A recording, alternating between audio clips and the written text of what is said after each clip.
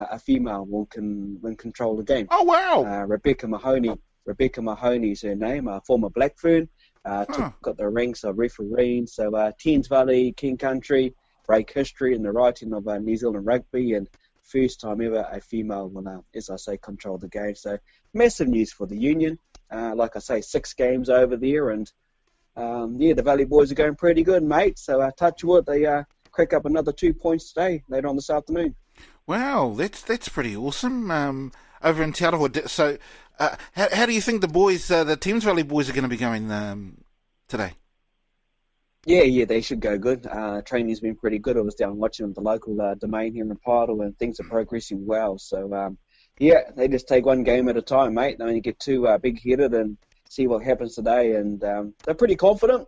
Got to be confident, remain positive, and they really want to get to the finals. That's their goal, and try and get there and see how they get on. So, but we'll see what happens. But I think the excitement around having this lady referee the game, I know it's turned up a few of the old heads in this bloody town.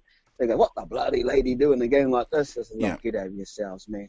So, it's just what it is, and let's hope the boys can hang it together. It's interesting, too, because one of the old-timers who's played for Valley for a long time, Lance Easton, well-known, made a couple of, not All Black teams, obviously New Zealand other representative teams, from playing in the centres, massive. He's hard out. He's a prop. He's all of a sudden become a prop. So he played prop for the first time last week for the Valley. I tell you what, getting the tap and the run, he's pretty good. Being a centre into prop, you don't see Anton Leonard-Brown playing for props for the All Blacks. No, not at that level anyway. Me and Jeff were playing out in the wings when we first started rugby, Jeff? But best wingers in Poverty Bay. Indeed. Then we had to move into prop a few years later, didn't we, bro? Taught by the likes of fellas like Mike Woodall and old Colin Scudder. Yes, indeed. So it's not a huge phenomenon. Maybe at that level, though, it might be. But back in the day, that's what we used to.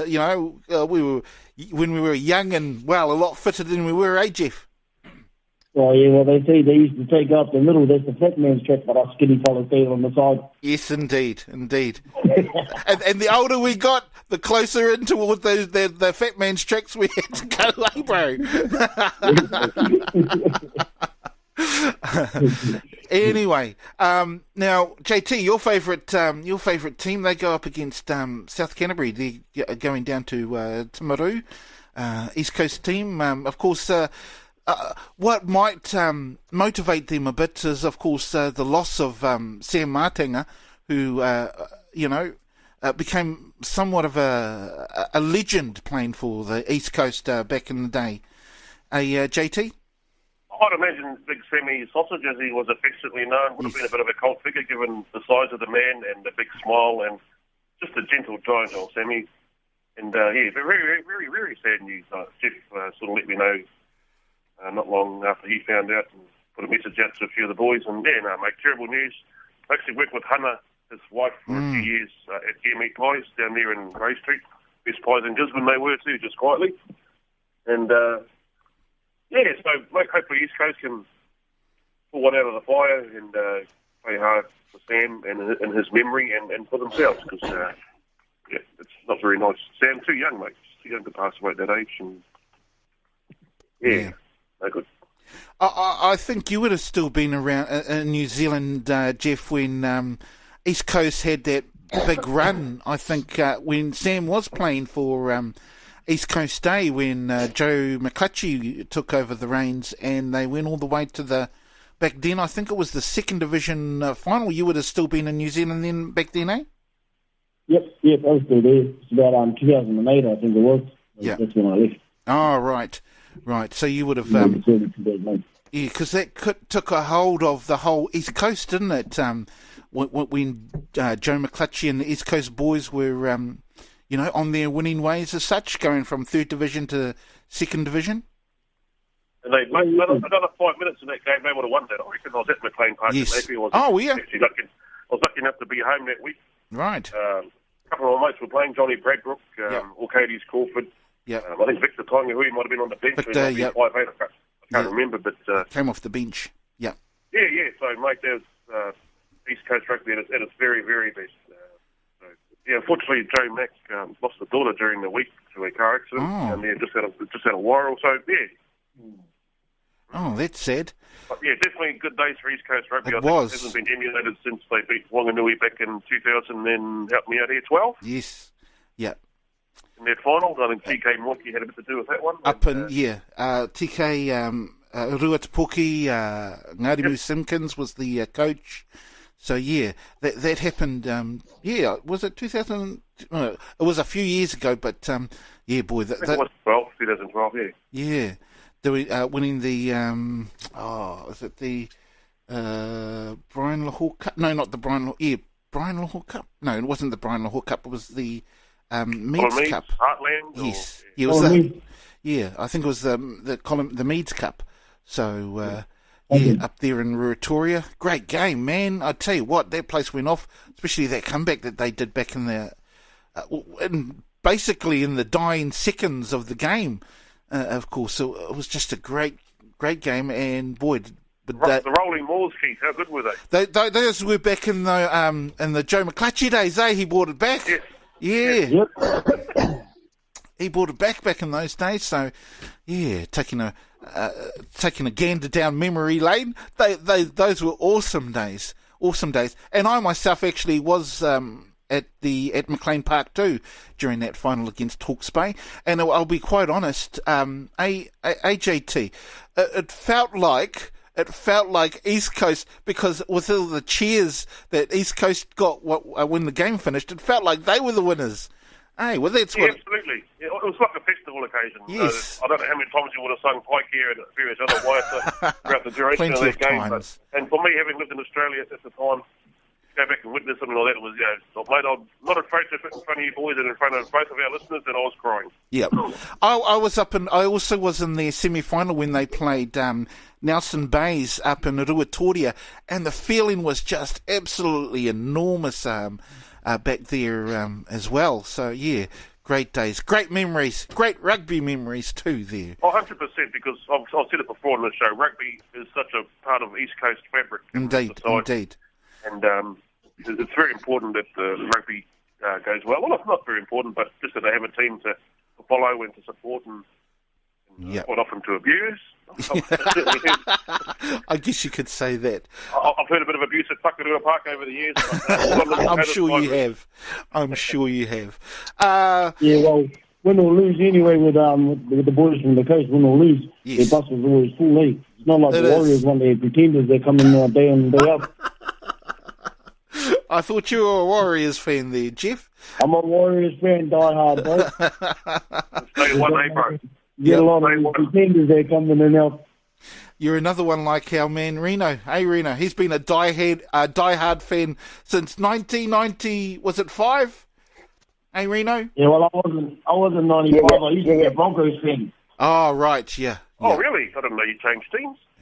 You knew that. I didn't realise you turned. Oh, well, see, New Zealand side in there, bro. You gotta go with the neighbour. Indeed, you do. West Coast take on Poverty Bay down there in Greymouth later on today, 2:30, the kick-off as well. It makes it an interesting one next weekend. Of course, East Coast and Poverty Bay. That's the main clash that we'll be able to talk about here live in the studio next weekend there. JT, looking forward to that little conversation, eh? Where's that game, bro? That's up in Ruatoria, Whakarua Park. Oh, that's too far. Yeah, I know. Fair enough. Now, Reno, we had the I actually saw, I think it was on Thursday night, I was able to watch the Ranfurly Shield match. Of course, Waikato up against Hawke's Bay. Did you catch any of that game there? Yeah, and the Mulu boys lock up the wood, lock up the log or wood. I've got to ask whether or not it has been packed as it used to have back in the day. It wasn't a big crowd there, and most thought the Hawke's Bay Magpies are going to win that, mate. But Me too. Yeah, the Mulu boys, they got a fright. Little Brad Weber got through and got a try right at the start there, and the Mulu boys turned it around and put the foot down, 42-22. I think the final result, and they've locked it away for a little while. So we'll see if there's another challenge coming up in the season. last night after Taranaki lost the Shield last weekend too. Waikato, they fell apart. They got blown apart by Tasman. The mark was just too good for the old Bulls at Trafalgar Park and Nelson, where they had the All Blacks last weekend. So 53-70, mate. And I suppose the other news coming through on the rugby front, aside from the big game tonight, Ma'aunonu signed for the Auckland Blues for another season. Yeah, so, I know. See what he brings, eh? So a bit of news around the rugby fields, and that's a bit of Mitre 10 rugby there for you. What are your thoughts about Ma'aunonu coming back and playing for the Blues or being signed by the Blues? What do you reckon there, Rino?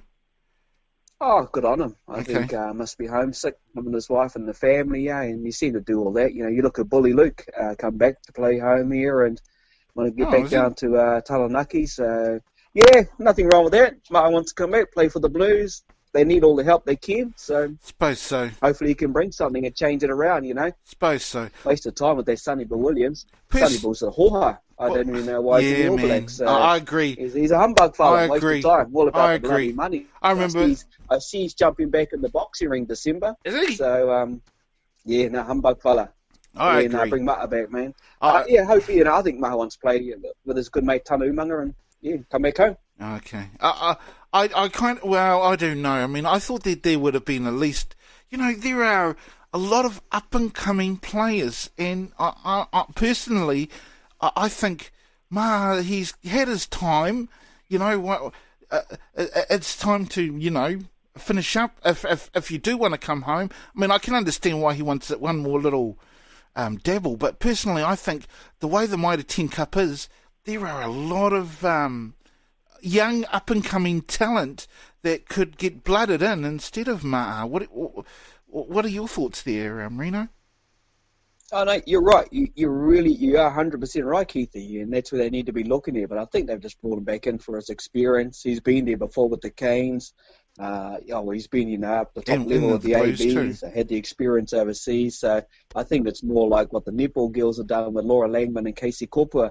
Bring that experience. Hopefully, that guy can help out with the back line and turn the ups and downs of recently for the Blues. That's what I think it's more based on, is his experience in a top-level game at that level. So if these young ones, like you say, in the Mitre 10 are talented, they'll be there, and they'll just love to learn off Matt, I would guess. So more so the experience, I would guess, mate.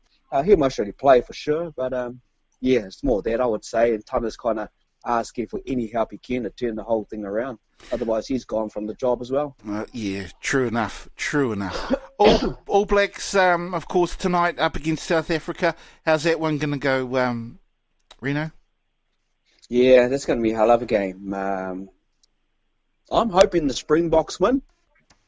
What? I really am. Yeah, I'm hoping they win. Okay. I'd rather see the All Blacks lose. I know they want to keep a perfect record because this is their last home game before they head overseas. They win this and win one more. That's the Investec Rugby Championship wrapped up for another season. The trophy stays in the cabinet. But I'd love to see them have a loss and take a loss because these young ones haven't yet experienced that. And next year's a big year. So I'd rather see them lose this year. And, that's just how I see them. You can't win. Get to blooming next year.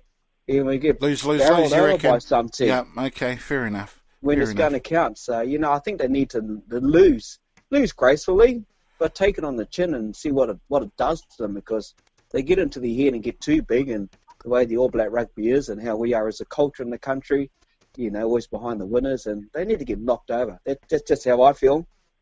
Okay. They won't happen, though. It's not going to happen this weekend. It's not going to happen this weekend. It might happen a couple of weekends when New Zealand go and play South Africa in South Africa. May even happen in Argentina, I doubt it, though. But it's not going to happen this weekend. That's what I reckon, anyway. No, you're right. You're totally right. I know I'm talking a whole lot of caca again, but I just love to see it. That's why the name of the show. Yeah. But, I like to see them get knocked over. Well, what do you reckon, Jeff? New Zealand, the All Blacks and South Africa? I just hope the All Blacks win, as usual. I just want to see them take out their record again, for most wins. They need to win 15, take it back off England. And I think we play them towards the end of the year as well. Yeah. It's going to be an interesting game, that's for sure. South Africa need to do something. though, don't they, Reno? They getting I don't know what's got to happen with